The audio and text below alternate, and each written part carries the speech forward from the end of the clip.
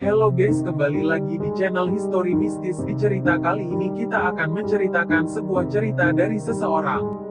Di awal cerita, seorang penyadap karet berangkat menyadap ke kebun karet. Dia berangkat menyadap di sore hari. Di awalnya tidak ada yang aneh. Dia menyadap karet seperti biasanya, tapi dikarenakan difokus menyadap karet, dia sampai lupa waktu dan hari udah mulai gelap. Dikarenakan udah mulai gelap, dia pun pulang. Di perjalanan pulang tidak ada yang aneh. Tapi dia bingung kok belum keluar kebunnya, padahal dia jalan udah cukup lama dan dia selalu balik ke jalan yang sama. Dan dia pun istirahat sejenak di bawah pohon sambil memikirkan kok dia bisa nyasar padahal dia udah sering nyadap di kebun itu.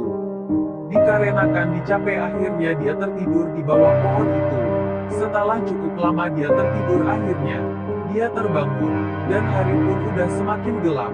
Dia pun melanjutkan perjalanan pulang, dan dia jalan udah cukup lama dan gak ketemu jalan keluar dari kebun itu.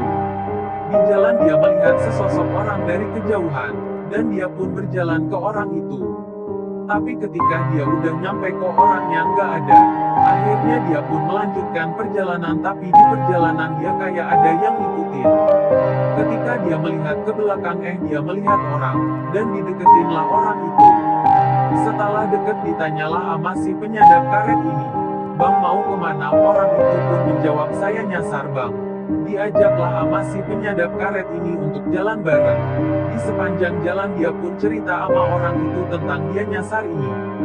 Ketika dia udah selesai cerita, dia melihat kok orang itu nggak ada.